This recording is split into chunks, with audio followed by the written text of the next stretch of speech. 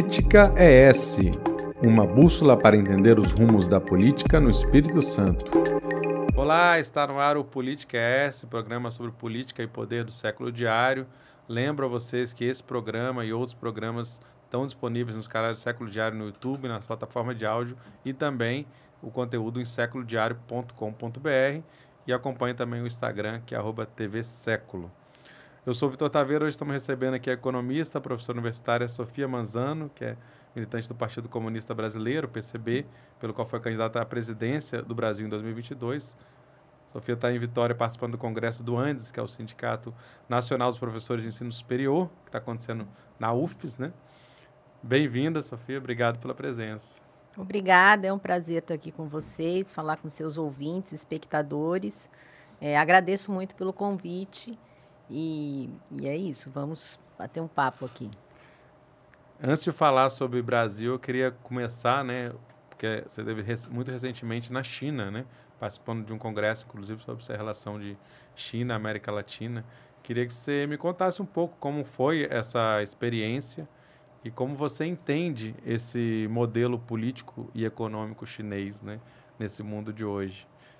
Então, Vitor, foi uma experiência riquíssima, né? Primeira vez que eu fui para a China, já tinha muita vontade de conhecer, não só por tudo que a China representa hoje, mas também pela sua história, né? E aí, essa oportunidade foi muito boa, porque nós tivemos lá no fórum, né, dos partidos políticos, partidos de todos os espectros, né, da América Latina com o Partido Comunista Chinês.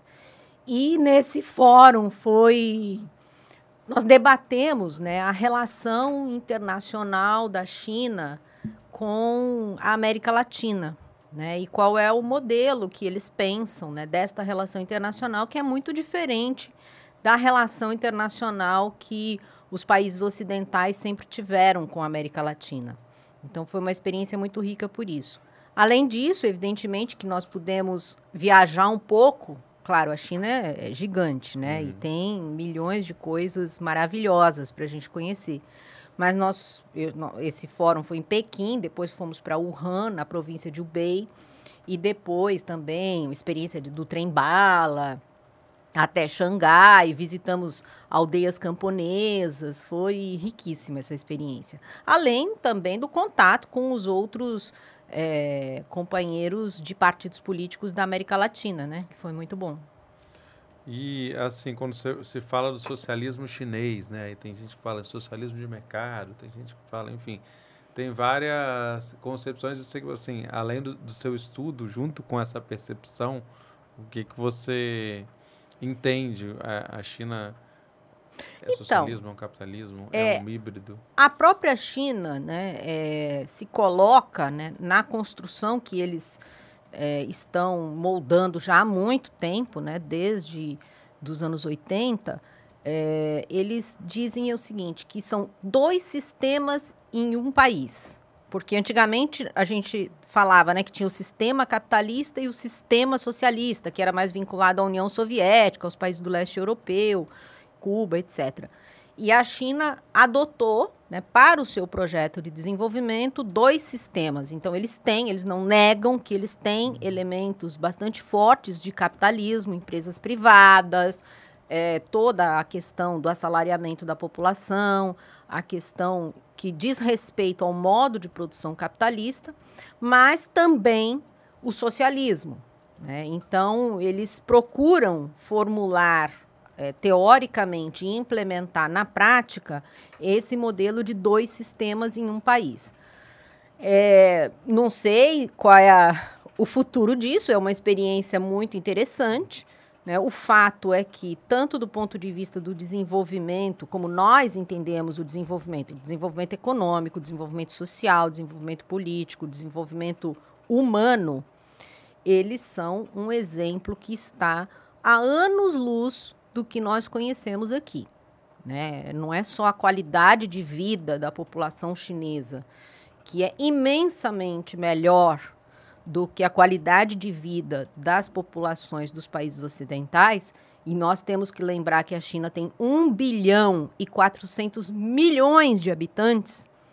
Então, dar qualidade de vida para 1 bilhão e 400 milhões de habitantes é uma coisa muito grande, né? O Brasil só tem 220, 230 milhões de habitantes, tem 7 vezes menos e não consegue dar uma qualidade de vida para a grande maioria dessa população.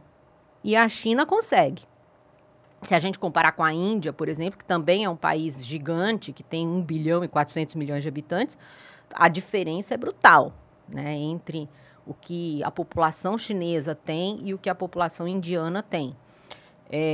Então, eles conseguiram, nessas décadas, né, alçar esse desenvolvimento gigante e, ao mesmo tempo, eles procuram um modo de vida e de relação com os outros países que é muito diferente do que nós tivemos no último século, né, durante o século XX, em relação às potências ocidentais.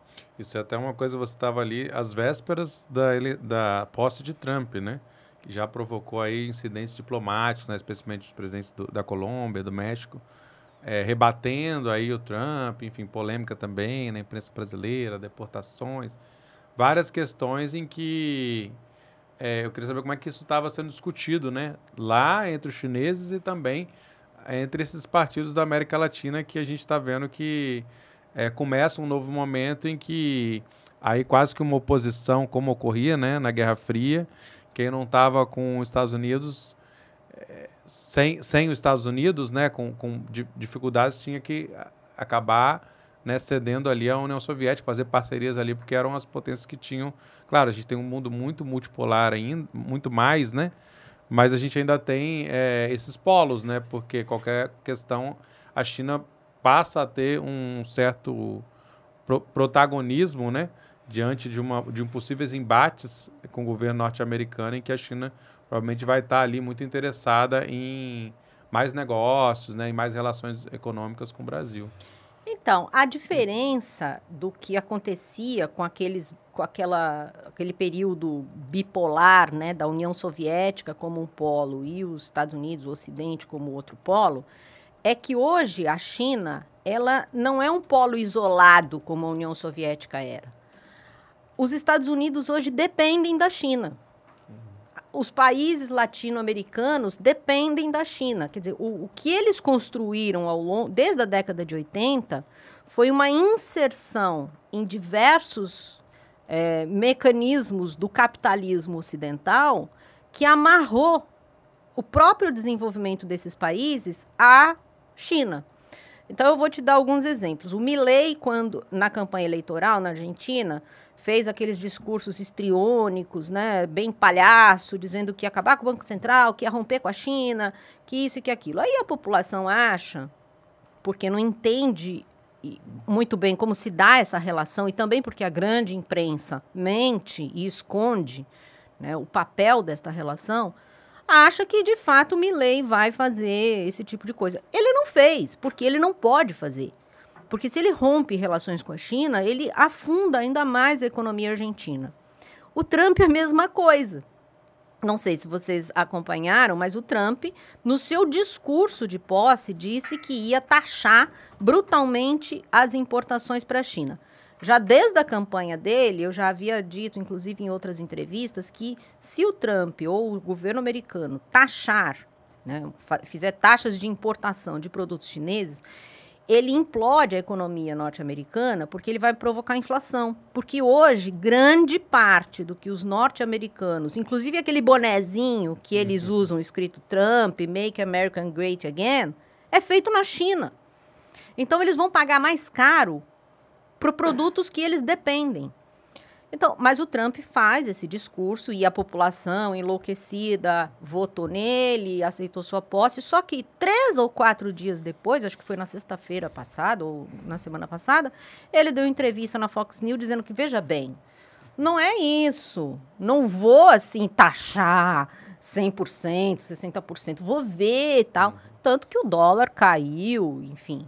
Mas são muitas nuvens de fumaça também, né, que eles jogam nesses discursos para... Da mesma forma, com relação à América Latina. Os países latino-americanos, eles vendem grande parte da sua produção para a China. Nós estamos aqui em Vitória, no Porto de Tubarão, onde saem milhares, milhões, não sei quantas toneladas de minério de ferro para a China. Então, em Xangai, eu pude ver o prédio da Vale do Rio Doce, um prédio gigante da Vale, lá em Xangai. Ou seja, não só Vitória depende, porque o porto paga, o porto movimenta a economia aqui do Espírito Santo, mas a própria mineração. A soja que o Brasil produz, quer dizer, um conjunto imenso de matérias-primas, produtos primários dos países latino-americanos, hoje tem, se não como seu principal destino, a China, pelo menos o segundo principal destino. Ao mesmo tempo, a China tem feito grandes investimentos nos países latino-americanos. Eu moro na Bahia, a Bahia está recebendo agora, a partir desse ano, 3 montadoras de automóveis da China. Já existem outras montadoras. Elas são empresas privadas, mas são empresas chinesas. Né? No Peru, acabou de inaugurar um gigantesco porto também com a China. A Colômbia, né, de Gustavo Petro, que enfrentou o Trump nesta questão das deportações e enfrentou com muito mais ímpeto do que o próprio governo Lula. Estamos aqui passando um helicóptero, o barulho é grande. O Peru tem grandes exportações para a China.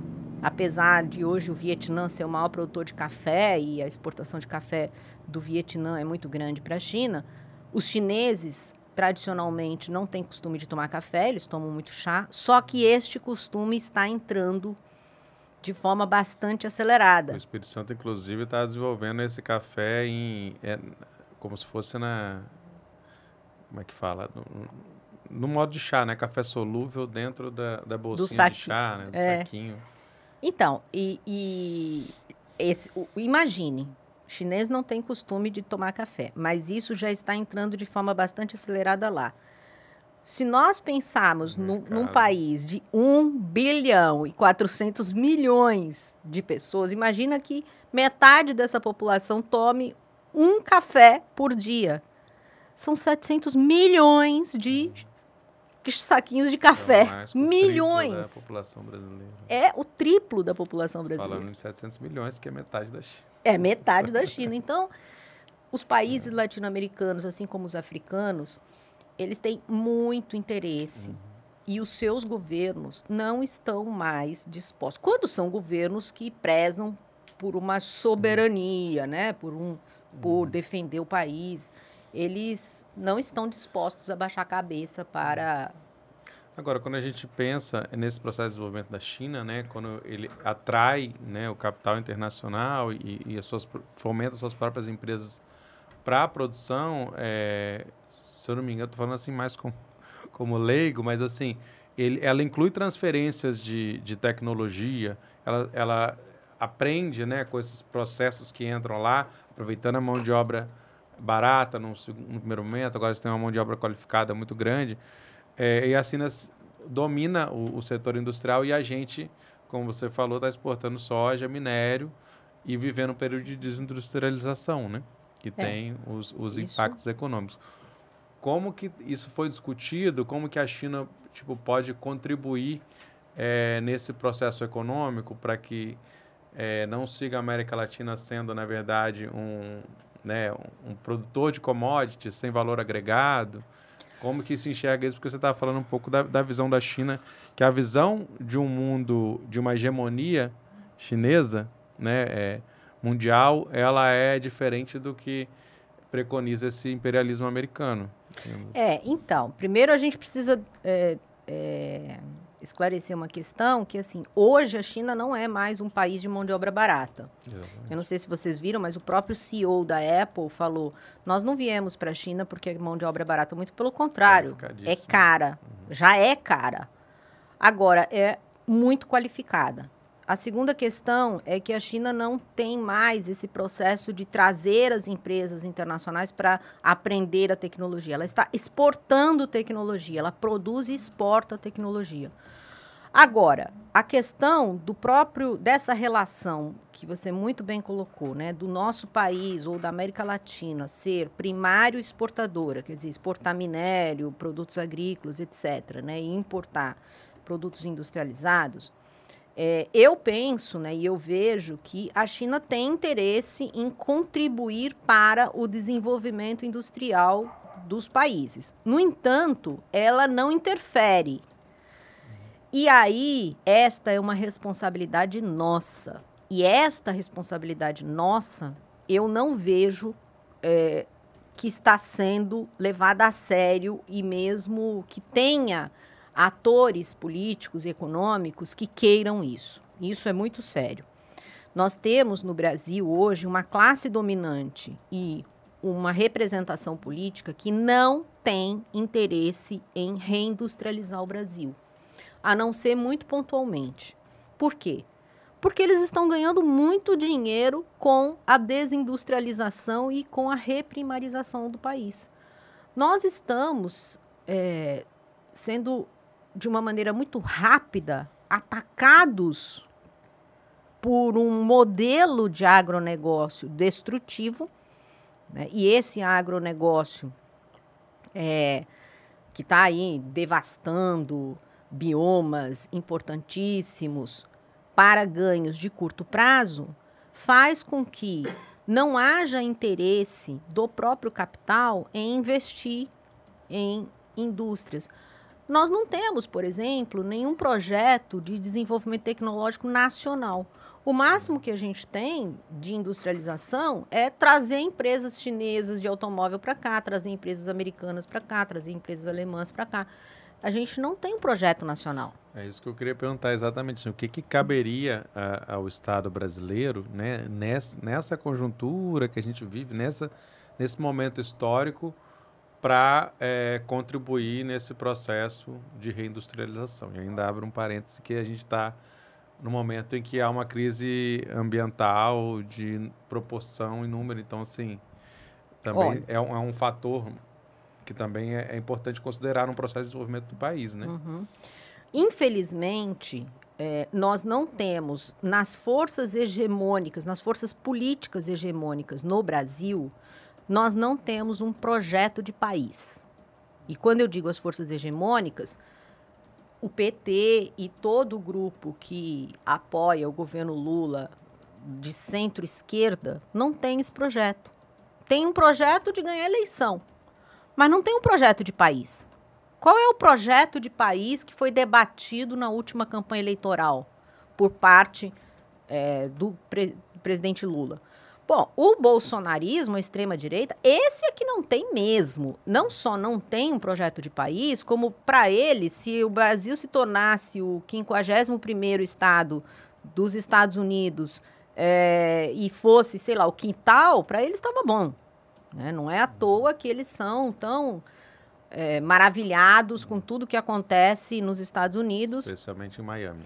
Miami e às vezes dá até pena, né? Porque essas pessoas acabaram migrando para lá achando que ia ser o sonho de viver lá e eles lá trabalham feito camelos e depois são enxotados feito cachorro.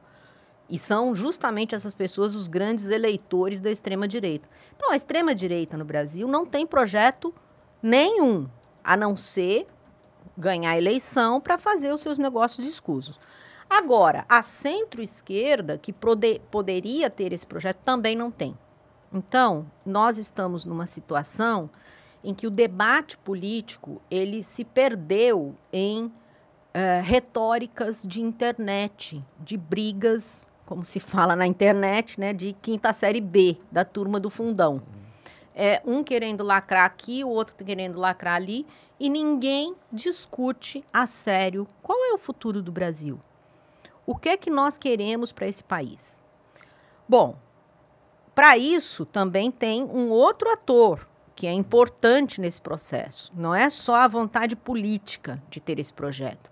Nós temos que saber se a classe dominante no Brasil que é quem detém os recursos, o capital, né? Se essa classe dominante quer participar desse projeto.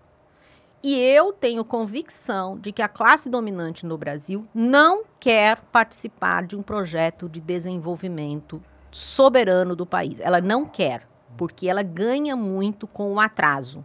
Ela ganha muito com a mão de obra desqualificada, trabalho barato, precarizado. Ela ganha com isso.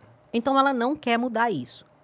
Por isso eu digo, o modelo chinês é um modelo interessante, mas esse modelo chinês, na China, só foi possível de ser implementado depois da Revolução Socialista. É por isso que nós lutamos pela Revolução Socialista. Nós queremos o desenvolvimento do Brasil com autonomia e tal.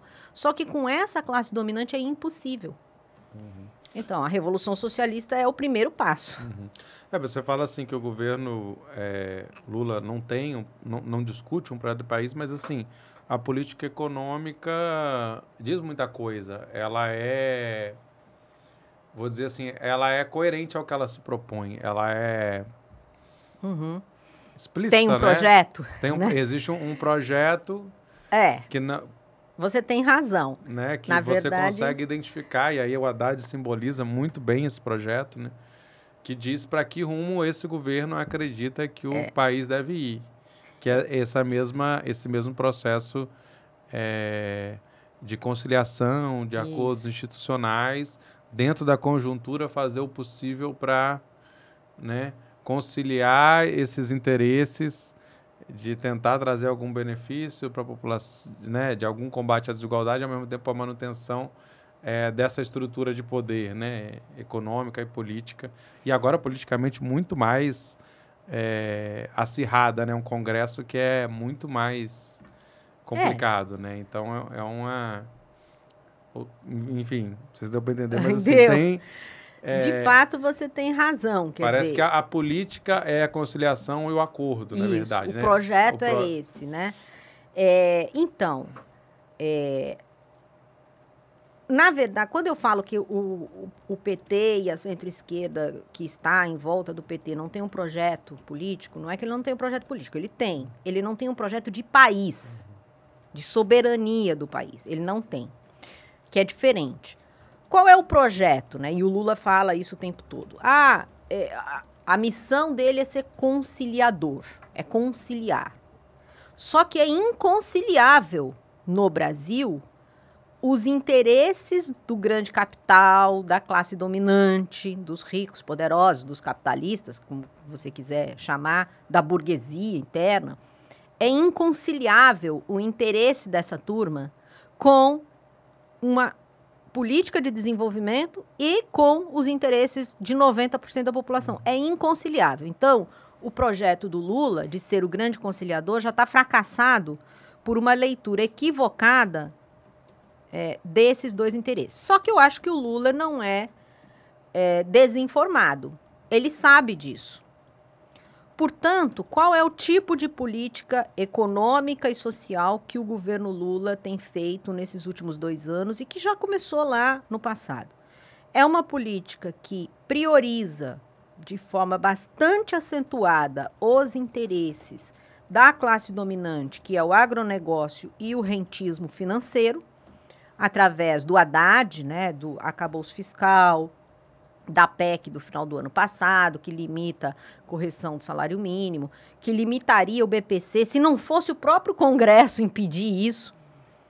Então, aí também tem uma retórica equivocada dos petistas, dizendo que o Lula não faz mais porque o Congresso não deixa.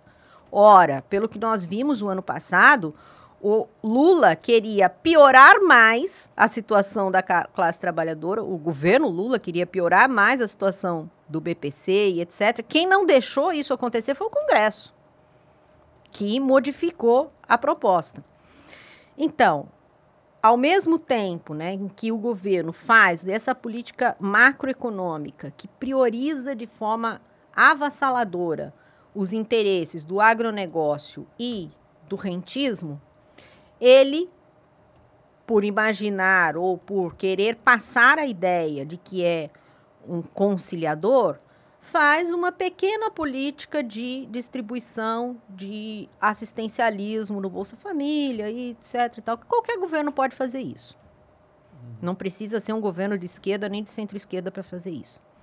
Agora, pergunta para a juventude hoje que está aí no ensino médio, nas escolas públicas, qual é o futuro que ela vê pela frente? Onde ela vai trabalhar daqui a 5, 10 anos? Ela vai trabalhar no emprego precarizado, uberizado, pejotizado. Por quê? Porque não há nenhuma sinalização por parte de um governo que se quer ser de centro-esquerda em modificar essas questões. Exatamente. Aí você pode observar também, né? Enfim, vários debates acontecendo sobre essas mudanças, mundo do trabalho e tal. Mas, assim, algumas pessoas têm ouvido alguns debates, né? Falando, por exemplo, qual seria o papel de uma esquerda radical nesse processo, né? E citando o exemplo da França, que conseguiu uma esquerda radical popular, né, com a França submissa, com Mélenchon. Isso, de alguma maneira, deteve a extrema-direita, né, que seria talvez um papel, mesmo se ela não conquistar o poder, ela cria aí uma tensão que bate de frente com essa extrema-direita, no sentido de que esses discursos extremistas da extrema-direita, né, estão sendo normalizados, né? Discursos que eram estranhos e ninguém bate de frente. Você tem hoje uma centro-esquerda que parece que o máximo que ela defende é a Constituição brasileira, né? A Constituição virou o último bastião ali de defesa. Quer dizer, não há outros horizontes políticos a conquistar, e a gente tem coisas da história acontecendo, como o lance da escala 6x1, né? Que é um debate que ganha um tinte popular, né, uma veia, e ocupa a linguagem das redes, né, que hoje também é muito estratégica, também não é a única, né, mas o que eu quero dizer assim, o que cabe à esquerda radical e qual você enxerga os principais desafios, né? Claro que é uma pergunta que, se fosse fácil, já estava resolvido. Exato. Mas como sair dessa dificuldade dessa esquerda radical construir um projeto popular mesmo, que mobilize as pessoas e que paute, de alguma maneira, o debate nacional? Bom, as dificuldades são imensas, né? Porque nós temos hoje o conjunto amplo da classe trabalhadora bastante desanimada com as perspectivas de futuro, porque a classe trabalhadora brasileira, ela apanha tanto e há tanto tempo que isso acaba fazendo com que ela seja permeável ao irracionalismo neopentecostal de que a única salvação não está na terra, né? Aqui é o Vale de Lágrimas, é a terra do sofrimento, e aí ela acaba não se juntando a um processo de luta mais contundente. Mas existem, sim, projetos dentro da esquerda radical, da esquerda que seja socialista, que queira um futuro comunista, né, para a humanidade. Eu não tenho problema em dizer isso, né? Eu sempre digo que o comunismo é a proposta mais generosa que a humanidade já produziu, e a gente tem que trazer isso, né, para o povo brasileiro. Começa essa caminhada desta esquerda, começa, evidentemente, pelas pautas mais concretas que atingem o dia a dia da classe trabalhadora, principalmente da juventude.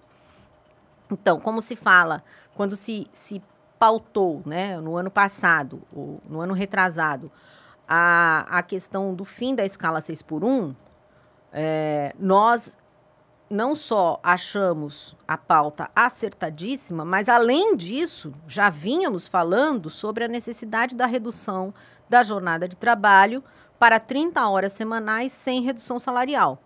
Porque uma coisa é a escala de trabalho, outra coisa é a jornada de trabalho. Porque a escala é quantos dias da semana você trabalha e quantos dias você descansa. Mas isso não quer dizer que nos dias que você trabalhe, o seu patrão não vai tirar seu couro, né? Porque a jornada é muito extensa e assim por diante. Então, tem que reduzir também a jornada de trabalho. E é absolutamente compatível com o nível de desenvolvimento que nós temos, uma jornada de 30 horas semanais sem redução salarial. Trabalhando 6 horas por dia, o jovem hoje, trabalhador, ele vai poder, nas outras 6 horas do dia, né? Claro que ele tem que dormir também, né? Nas outras 6 horas, ele pode estudar, ele pode praticar um esporte. As mulheres e os homens podem cuidar melhor das suas famílias, né? Podem ter lazer, podem, inclusive, expressar sua fé, indo mais às suas igrejas, etc. O que hoje é praticamente impossível, porque a jornada de trabalho é de 10 horas, quando você é um trabalhador de shopping, por exemplo. Agora, a partir destas lutas concretas e imediatas, que atingem todo mundo, independente da sua fé, independente de você acreditar no seu pastor, no seu político, etc. Lutar pela redução da jornada, pelo fim da escala 6x1, é uma coisa que faz com que a população se empolgue. Agora, mais uma vez, nós vemos que o governo Lula não é um governo que quer, de fato, atender um interesse da grande maioria da classe trabalhadora. Porque, mesmo com tudo que ocorreu o ano passado, com aquele movimento, vida além do trabalho, fim da escala 6x1, o governo Lula não se mexeu, fingiu que não existia para, por exemplo, ele poderia ter feito isso, pegar essa pauta e dizer, é isso que o meu governo vai fazer. Meu governo vai melhorar as condições da juventude, meu governo vai melhorar as condições de trabalho. Ele fingiu que não existe. Entendeu? E olha que passou no Congresso. Então, não é o Congresso que atrapalha o governo Lula. O Congresso faz o que a população pressiona. O governo Lula coloca panos quentes nas grandes lutas da classe trabalhadora hoje. E isso tem que ser desmistificado, porque depois, daqui a 2 anos, nós teremos eleição. E hoje, em alguns setores, em algumas regiões do país, como o Nordeste, por exemplo, que o Lula sempre foi muito forte, ele está perdendo popularidade de maneira muito acelerada. Sabe por quê? Porque ele, de fato, não está colocando o pobre no orçamento e o rico no imposto de renda. Não está. Ele está colocando o pobre no imposto, os impostos indiretos, e o rico no orçamento. O curioso é que o governo Lula atribui a um problema de comunicação, talvez seja mais complexo, mas é que os índices econômicos estão dentro desses padrões considerados bons pelo mercado, ou seja, estaria fazendo bem esse dever de casa, mas isso não se repercute em popularidade, né? Porque não estão, na verdade. Os índices econômicos, número, expressa muito pouca coisa para quem não é da área. Entendeu? Você dizer o seguinte, olha, a taxa de desemprego caiu 1% do ano passado, do ano retrasado para esse ano. O que é que isso significa para a pessoa que, eventualmente, é considerada empregada, mas tem 3 empregos, não tem direito a nada, tem um salário baixíssimo? Para essa pessoa não significa nada.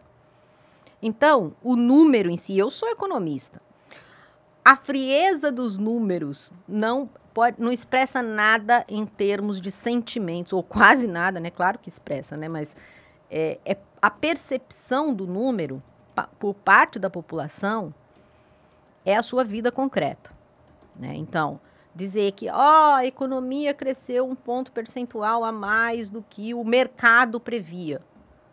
Para a população que está aqui em Vitória, que está na cidade que eu vivo, que é Vitória da Conquista, o que significa isso? Né? Muito pouco. Então, a questão é que, do ponto de vista objetivo, dizer que o desemprego caiu, que o PIB subiu um negocinho a mais do que... Porque foi um pouquinho que o PIB subiu, a mais do que previa, na verdade, na prática, isso não representa melhora expressiva na vida do conjunto da população. Então, não significa mesmo.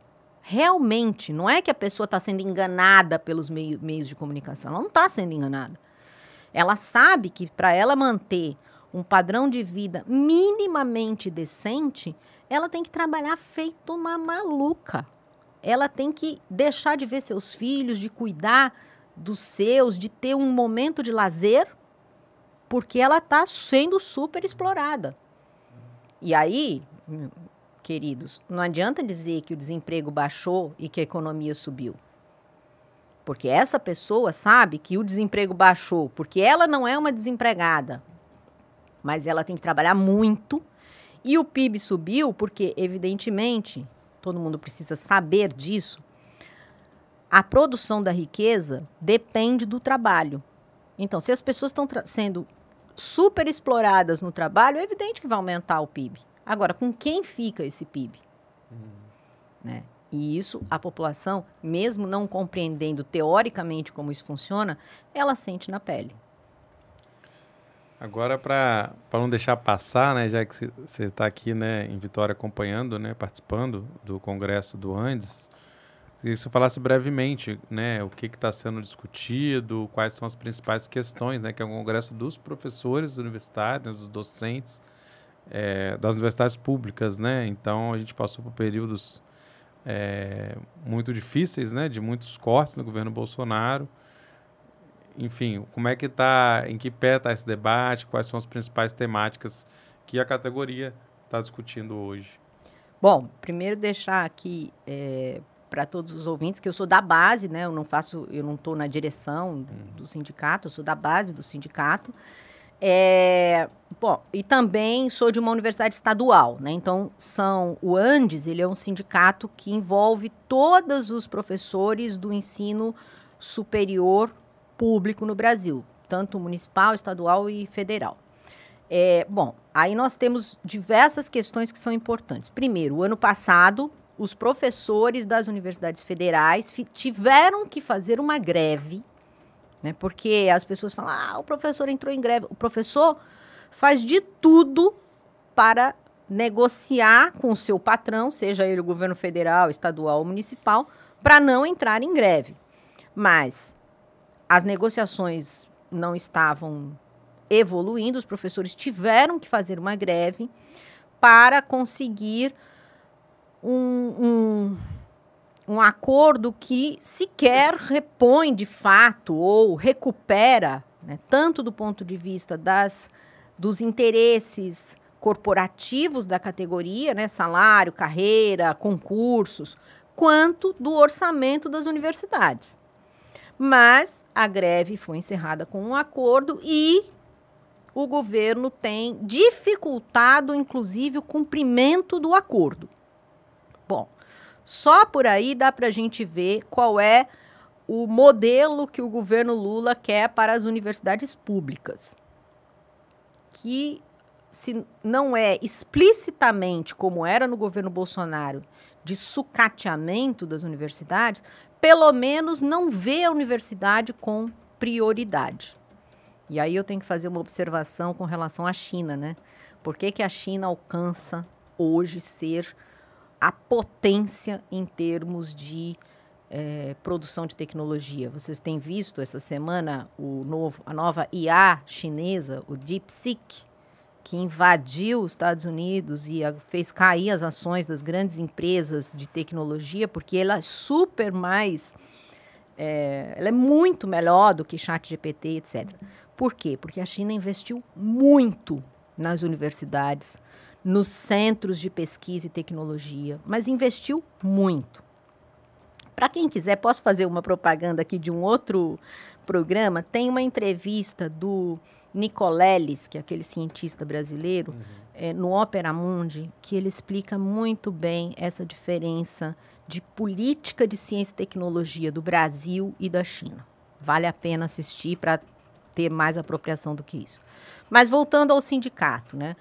O nosso sindicato, ele é um sindicato de luta, ele é um sindicato classista. O que significa isso? Ele está sempre apoiando os interesses da classe trabalhadora, não só dos professores universitários, mas do conjunto da classe trabalhadora.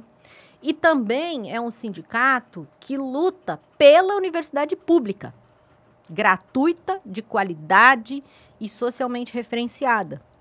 Por que isso é importante? Porque é na universidade pública brasileira que ainda existe algum tipo de desenvolvimento crítico do pensamento, da ciência, da tecnologia, de inventar vacina, de inventar novos produtos, de inventar novas tecnologias. Porque nas universidades privadas brasileiras não existe nada disso, além das condições de trabalho serem extremamente precarizadas. Eu trabalhei mais de 10 anos em universidade privada, antes de ir para a estadual do sudoeste da Bahia. Então, o nosso sindicato ele tem uma tarefa gigante, né? Porque a nossa luta não é só a luta dos interesses dos professores como corporação, né? Como um corpo que normalmente o movimento sindical faz, mas também é um interesse, é uma luta por um tipo de sociedade. Então, o nosso congresso é um congresso longo, vai durar a semana toda, mas temos debates riquíssimos, né, que envolvem todas essas questões. Eu fiquei só com uma última curiosidade rapidinho. Você falou, né, que também, além do congresso, percorreu a China ali, né, lugares. O que você mais te chamou a atenção do processo de lá, algumas coisas? É tanta coisa, né, que é difícil falar rapidamente. Mas, assim, uma das coisas que mais me impressionou foi a limpeza. Não é só a limpeza das ruas das grandes cidades, e a gente via muita gente limpando. Mas eu viajei por regiões, por pequenas cidades, que nós chamamos de pequenas cidades, eles chamam de aldeias. E aqui no Brasil, eu moro no interior do Brasil, em Vitória da Conquista. Eu viajo muito de carro. O que mais a gente vê no Brasil é plástico voando, garrafa, montões de lixo. Você não vê uma garrafa PET, um plásticozinho, um papel voando em lugar nenhum. É impressionante. Aí muita gente vai falar assim, é porque eles não têm, porque as pessoas não conhecem muito bem a China. Não é verdade. Visitei uma pequena aldeia camponesa no interior, lá no sul da província de Hubei, e eles nos serviram diversos biscoitinhos, bolachinhas, etc., tudo dentro de embalagem, né? Dentro de um plástico, dentro de outro plástico. Então, eles consomem produtos que são industrializados e que estão super embalados. Mas eu não vi um pedacinho de plástico em lugar nenhum. Então, essa foi uma questão que me impressionou muitíssimo. A outra questão foi perceber que a tecnologia, principalmente da internet, ela é acessível para todo mundo. Isso é incrível. Aqui no Brasil, se a gente se afastar 2 quilômetros de uma cidade, você não pega mais nem telefone. Na China, assim, na aldeiazinha agrícola, eu percebi que não tinha mercado, nem supermercado, nem vendinha, nem coisa nenhuma. Claro, é uma aldeia agrícola e você pensa, no Brasil, o que é que o pessoal lá da roça faz? Vai para a cidade, né, para comprar e volta para o campo. Eu perguntei para eles, eu falei assim, como é que vocês se abastecem? Claro, um tradutor, né, porque eles só falam mandarim. Como é que vocês abastecem aqui do que vocês precisam da cidade? A mulher falou assim, pela internet. Eu falei, como assim pela internet? Não, aqui no aplicativo eu faço meu pedido e aí eles trazem a entrega. Então, a tecnologia, ela não é um privilégio de um conjunto pequeno da população. Ela está amplamente disseminada. Inclusive, nós visitamos uma escola do Partido Comunista Chinês na província de Hubei, e tivemos uma tarde inteira de conversas com eles, e eles estão hoje não, já há bastante tempo, né? O Partido Comunista Chinês tem 100 milhões de membros, e a tarefa principal hoje dos membros do partido, lá nas bases, lá nas cidadezinhas, lá no interior, é justamente levar tudo o que tem de desenvolvimento da China para o chão da vida comum das pessoas. Então, essa é uma das tarefas, né? Você visita qualquer centro comunitário, e eles têm muitos centros comunitários, todos eles são altamente tecnologizados, com telões imensos, que fazem com que eles possam se comunicar de maneira impressionante. Viajamos também num trem-bala, que é uma coisa... Eu já tinha viajado na Europa, né, no Eurotrem. Nos Estados Unidos, me parece que praticamente eles nem têm, né? Eles têm pouquíssimos quilômetros de trem-bala. Agora, o transporte na China é uma coisa impressionante. Nessa semana mesmo, é a semana da maior festividade deles, né, que é o Festival da Primavera, o Ano Novo Chinês, e eles têm uma expectativa de bilhões de deslocamentos.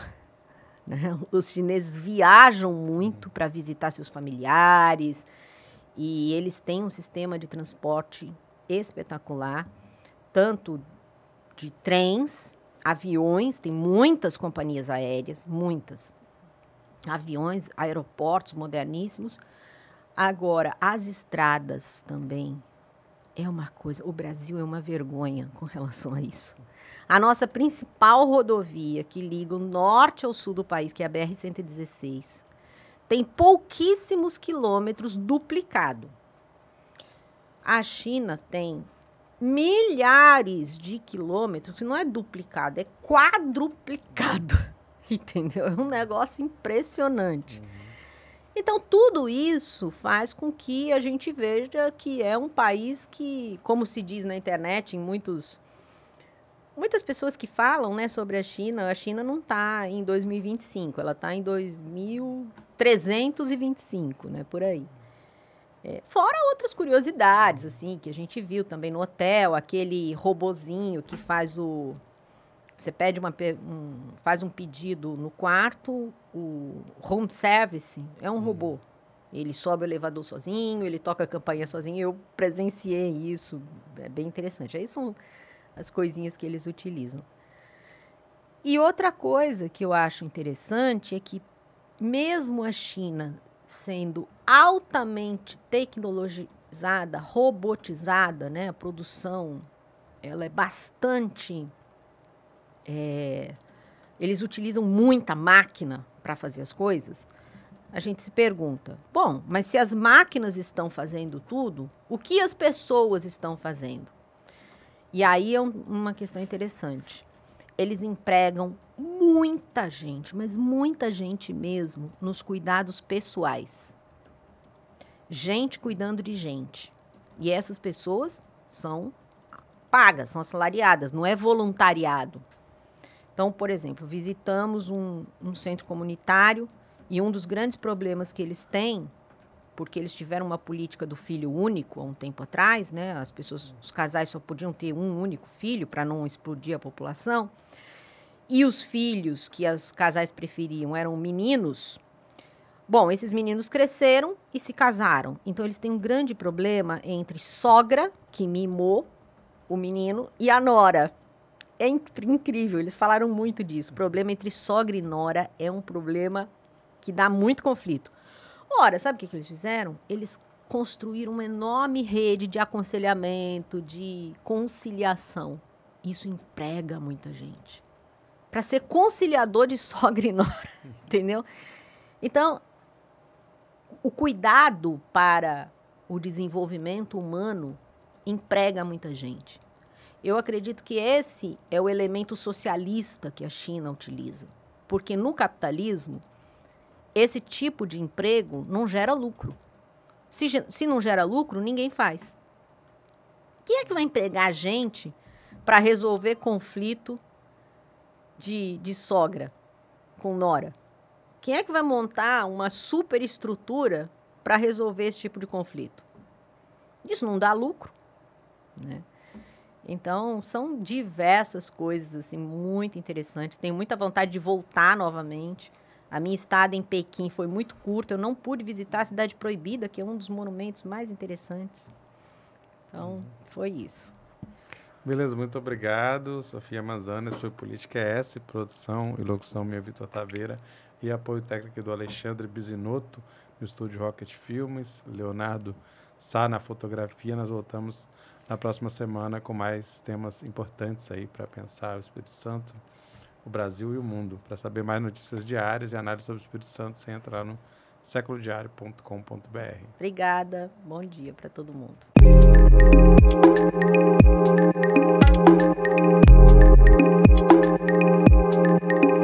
Política ES, uma bússola para entender os rumos da política no Espírito Santo.